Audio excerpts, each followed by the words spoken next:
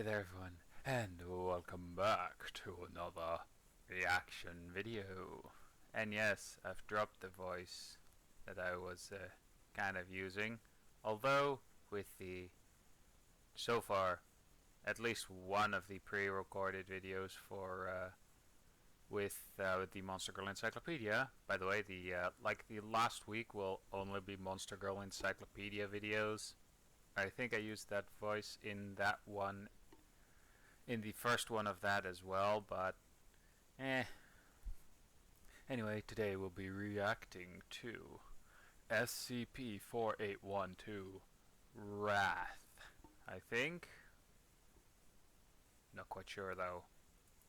Now and again, you might stumble across an entry in the SCP Foundation archive that is far more than meets the eye.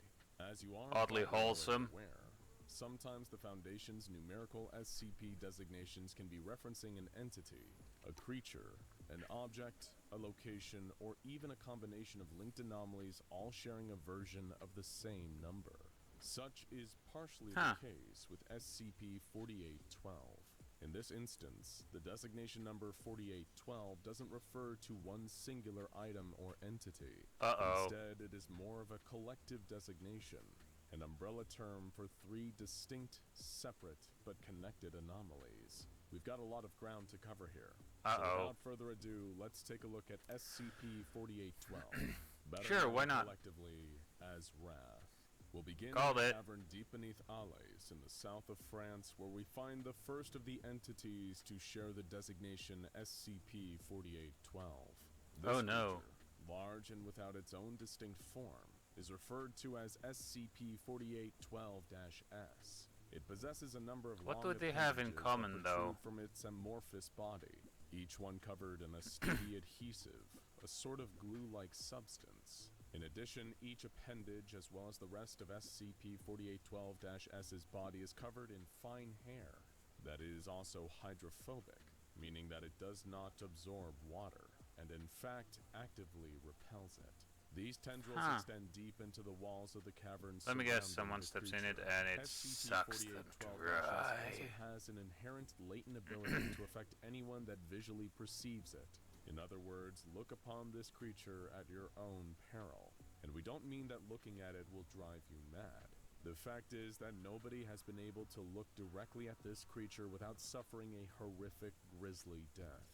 Upon taking even the quickest glimpse of SCP-4812-S, the person observing will suffer the same effect they would if their eyes, brain, and entire nervous system had been dipped in caustic acid. Yes, this creature instantly melts down on a molecular level anyone who is brave enough or foolish enough. Well, more foolish enough, I guess. That means fucking pain ads. Unlike any you could imagine.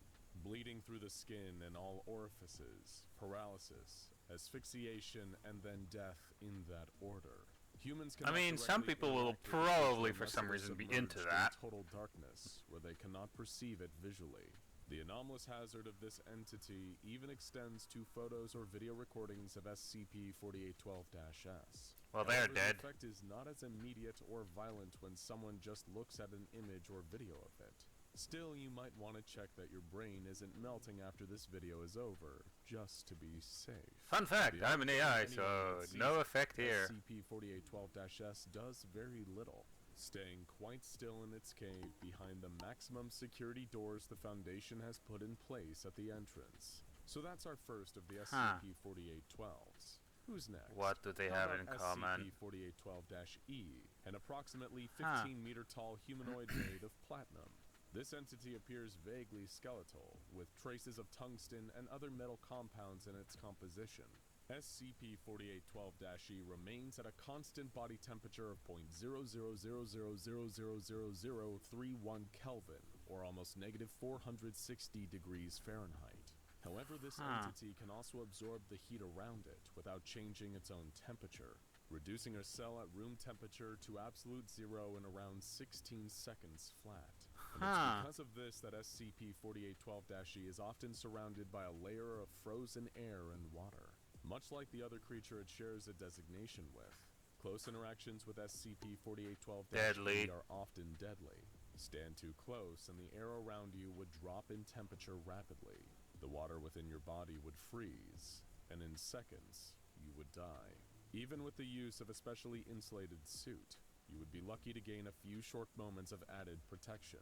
The only thing that weakens SCP-4812-E's effect is exposure to extreme heat, although this does not stop the temperature absorption entirely, just slows it. But it's through the constant application of high temperatures that the Foundation has been able to keep SCP-4812-E contained in a thermally controlled vault kept intensely hot at all times. Neat. Finally, we have the last of the three, designated as SCP-4812-K, and we recommend anyone with a bug phobia to look away now. This creature is an enormous I don't have a winged weakness insect, like that. almost like a cross between a stag beetle and a scorpion in some of the physical traits it shares with them, while its size might be significantly bigger, measuring 180 meters long. The insect possesses 2 large pinchers, 4 legs, 4 wings that extend from its That's pretty back, big, actually. and a long segmented tail with a pointed barb at the tip. Yes, this creepy crawly would need a lot more than just a can of Raid to get rid of it. Raid Perhaps Shadow most Legends, strangely of everybody. all is SCP-4812-K's face. Not the typical insect eyes and mouth you would expect, but the face of a human male. Much like its cavern-dwelling counterpart, SCP-4812-K tends to not do all that much when left alone. It can usually be found flying through the upper stratosphere, only really moving when it flaps its wings. You might have a hard time trying to spot it though, as its body is coated in reflected chitin. In other words, the bug's exoskeleton refracts light away from it and makes it almost invisible. While the SCP Foundation has made attempts to secure and contain this gigantic flying insect after they learned of its existence, the creature's sheer size and strength have destroyed any fighter jets or drones they have sent after it. It seems impervious to damage from conventional weapons, with anything fired at it being almost perfectly reflected and directed back towards the shooter. All the Foundation can really do is hope that nobody else spots it, and keeps a close eye on SCP-4812-K through regular surveillance. Above all though, one procedure remains consistent, and all of the utmost importance with every aspect of SCP-4812. Never, under any circumstances, can any of them be allowed to interact with the other two. So what could possibly I wonder connect these why. two creatures? An amorphous Well, the entity fact that they're kills lethal, anyone who maybe? looks at it. A giant humanoid male made of platinum that alters temperature without absorbing heat, and a winged insect that is almost perfect at reflecting anything around it. They all seem to be pretty disconnected. Yet, And yet they will pull off like a Dragon Ball Z fusion and then fuse together all those qualities. their common thread must be pretty significant for all three to share the title of SCP-4812. Indeed, if they had no relation to each other, they could each have their own unique number. And what is the mysterious fourth redacted entity that is also referred to as SCP-4812? The answers to this multitude of questions aren't exactly straightforward. Still, there does exist a series of anomalous documents and items that the Foundation has recovered that feature some of the necessary information. Recovered from Marcus de Wees, a Dutch collector of anomalous artifacts, these items are referred to as the Connington set, named after Winston Marcus J. Device. an English archaeologist and occultist whose research led the Foundation to the discovery of a number of SCPs. Among the various artifacts of the Connington set is a journal kept by Connington himself, featuring depictions of the different SCP-4812 creatures and notes recording his findings. The set also features 3 hefty tomes written in German over the course of many years that contain multiple archaic coordinates. In one, an edition in Italian by another author seems to shed a little light on SCP-4812. The translation of this section tells of an ancient kingdom, respected above all others, known either as the House of Apollyon or the Sky Kings of Old Europe. The first ruler of this kingdom was allegedly a descendant of the King of Crimson Skies, or Asem, the first man. These Sky Kings ruled over what is now modern-day Europe for 100 generations, conquering all who opposed them. Among their adversaries were those faithful to the Iron God, presumably the Mechanites, the ancient machine-worshipping religion that preceded the Church of the Broken God. Eventually, however, complacency reared its ugly head, and Sky King Ceres VIII von Apollyon looked beyond the realms of men, hoping to find new land to conquer.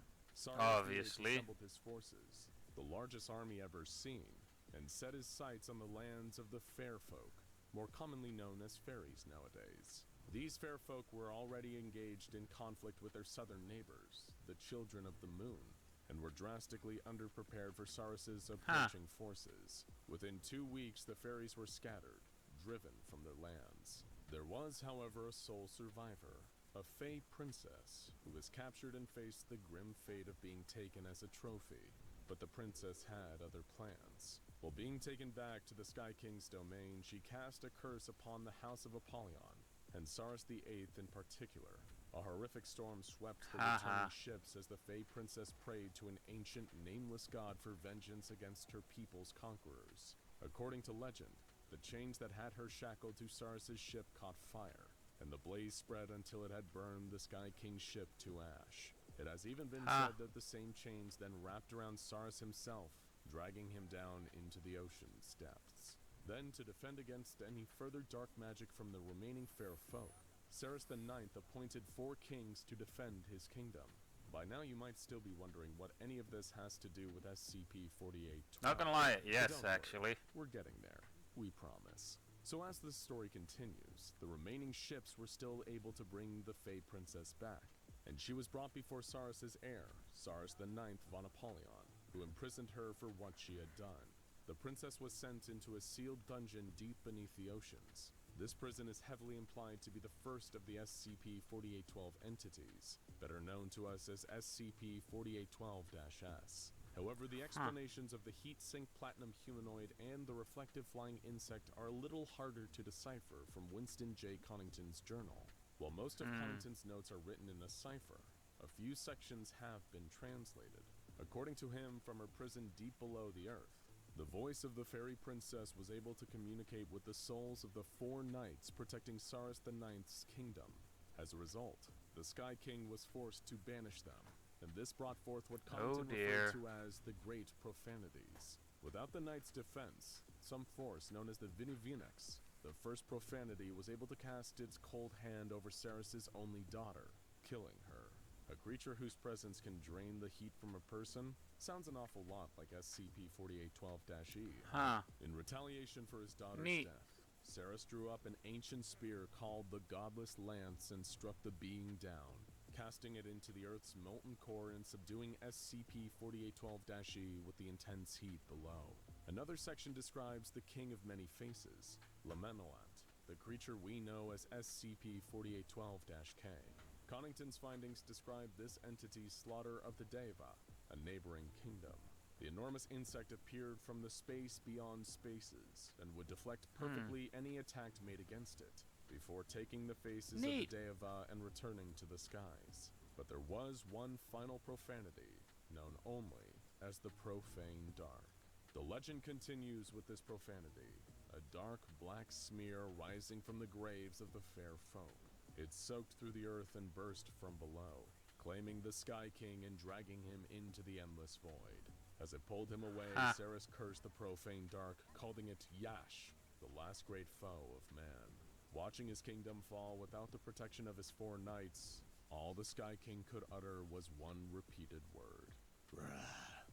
Now go check out SCP-1461 House of the Worm and SCP-5000-Y, the full story compilation, for more wild stories from the universe of the SCP Foundation. The House of Worms actually sounds interesting though. Anyway, I hope you guys enjoyed this video, and I hope to see you guys in the next video of whatever I'll be making. So yeah.